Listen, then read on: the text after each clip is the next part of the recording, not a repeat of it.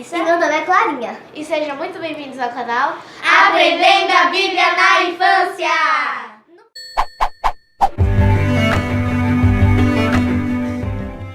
No vídeo de hoje, nós entrevistaremos o pastor Alan Kleber, que veio de Aracaju para o aniversário da igreja.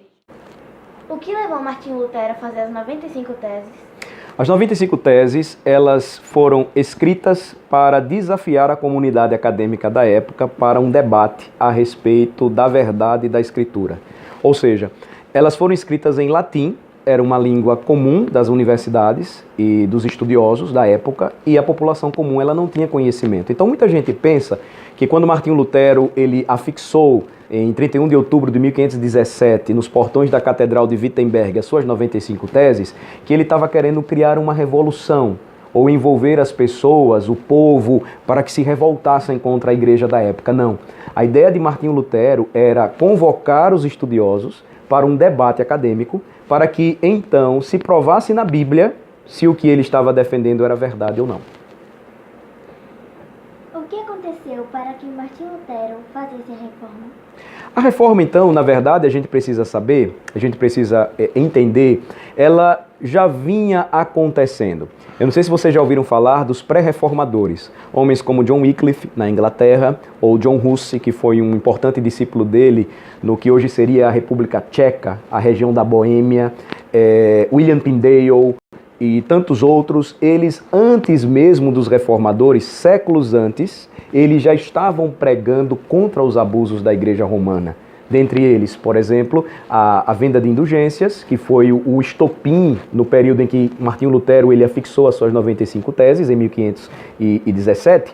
Mas você vai ter, por exemplo, homens que já estavam pregando e dando as suas vidas por amor a Jesus Cristo por conta dos erros da Igreja Romana, pregando uma salvação por obras, pregando adoração a imagens, pregando um enriquecimento da igreja e exploração das pessoas mais necessitadas. Então, o que levou Martinho Lutero, naquela época, ao que nós conhecemos como a Reforma Protestante, já vinha sendo anunciado ou propagado um grande mover do Espírito para levar a sua igreja novamente à verdade da Escritura. Agora, o que o incomodou, essa pergunta é muito interessante. Ele não encontrava paz diante de Deus, porque ele queria saber como tirar o peso da culpa do pecado que ele carregava. E a igreja da época dizia o quê? Faça penitências, faça peregrinações, dê dinheiro aos pobres. E então, nessa luta constante, Martinho Lutero, um dia, ele tinha muito medo de trovões, eu não sei se vocês têm, e havia uma grande tempestade na sua cidade, e ele tentando correr e chegar em casa, ele orou ao Senhor e disse: Senhor, se eu escapar dessa tempestade, eu vou deixar os meus estudos de direito, ele era um estudante de direito, e eu vou servi-lo na vida religiosa. Então ele entrou no mosteiro. E no mosteiro é interessante que o seu abade, que é o responsável, né, pelo monastério, ele entrou no mosteiro agustiniano, ele disse assim: Martinho, se tem alguém nessa terra que já está salvo, é você.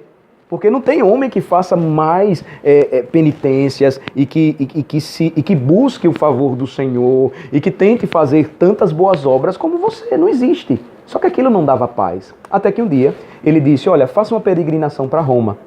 Ele fez e lá piorou a situação, porque ele viu a igreja num estado muito mais deplorável, muito grande pobreza, ou uma pobreza muito maior, os sacerdotes corrompidos, se prostituindo, embriagados e muita idolatria. Então, quando ele volta, ele era professor de Bíblia, ele era doutor em teologia e ele recebeu a responsabilidade na Universidade de Wittenberg de ensinar a carta aos romanos.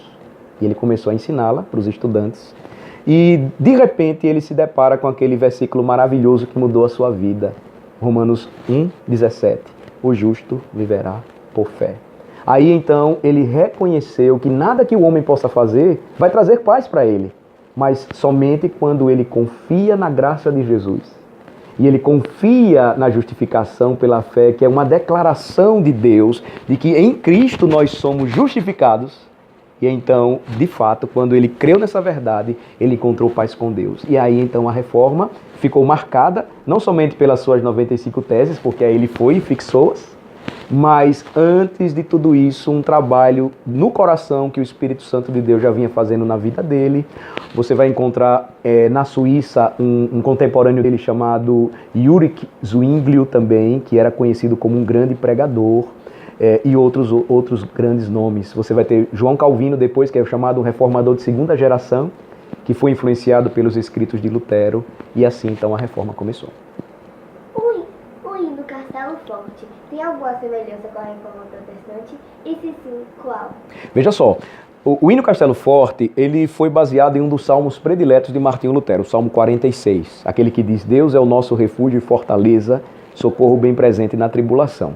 A tradução original, aqui no Brasil é conhecido como Castelo Forte. Uma tradução alemã seria: uma poderosa fortaleza é o nosso Deus.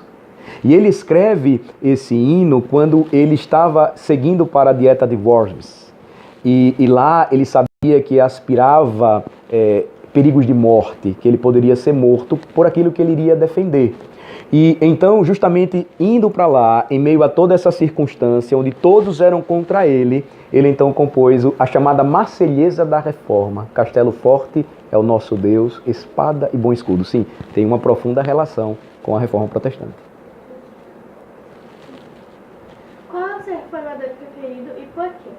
Bem, eu gosto muito de Martinho Lutero, mas meu reformador preferido, João Calvino. Por quê? Eu gosto e aprecio muito Martinho Lutero e Deus o usou profundamente. Inclusive, aquilo que ele falou a respeito da justificação pela fé, uma doutrina importante que ele resgatou na Bíblia, que é o sacerdócio real de todos os santos. Muita gente não sabe, mas ele começou a ensinar que nós não precisávamos de sacerdotes para nos aproximarmos de Deus, porque Cristo é o nosso supremo sacerdote. Então ele dizia, olha, não há diferença entre a oração de um sacerdote e da oração de um simples sapateiro ou de um simples artesão, porque pela mediação de Cristo, todos nós somos aceitos diante de Deus e todas as nossas orações são ouvidas. A doutrina do sacerdócio real de todos os crentes foi resgatada por ele. Mas por que João Calvino? João Calvino é o meu reformador predileto, talvez porque ele esteja mais próximo e ligado a nós pela tradição calvinista, pela nossa herança calvinista. E porque João Calvino, ele promoveu uma reforma muito mais profunda no que diz respeito à pregação. Eu não sei se vocês já perceberam que nas igrejas presbiterianas, que são de tradição calvinista, os presbiterianos ficaram conhecidos, os calvinistas ficaram conhecidos como presbiterianos na Escócia por conta de um aluno de João Calvino, John Knox, que os púlpitos nas nossas igrejas ficam no centro. Não sei se vocês já pararam para pensar nisso. Foi João Calvino que começou a fazer isso, tirando a centralidade da ceia, que para a igreja romana é principal, e então colocando o púlpito no centro, porque é do púlpito onde a voz do evangelho é ouvida, e então o batismo, a ceia, a vida da igreja, tudo é regulado, tudo é então conduzido. Eu gosto muito também de Calvino, de forma especial, porque ele resgatou algo precioso para a igreja, não somente a pregação, mas o culto ao Senhor da forma bíblica. E ele resgatou algo maravilhoso que estava esquecido naquela época, que era o canto dos salmos. Ele então trabalhou a metrificação dos 150 salmos da Bíblia, e ele tomou dois músicos da época, um se chamava Louis Bourgois e o outro Clement Marot. E eles então musicalizaram os salmos e as igrejas voltaram a cantar. E não somente em Genebra, mas em regiões da Alemanha, Hungria, França, Inglaterra, Escócia, Irlanda, todos cantavam salmos ao Senhor e os críticos diziam que eram as valsinhas de Calvino. Então eu sempre... Muito obrigada, pastor, por ter vindo esclarecer essas perguntas. Espero que vocês tenham gostado do vídeo. Se interessem e compartilhe com seus amigos. Tchau!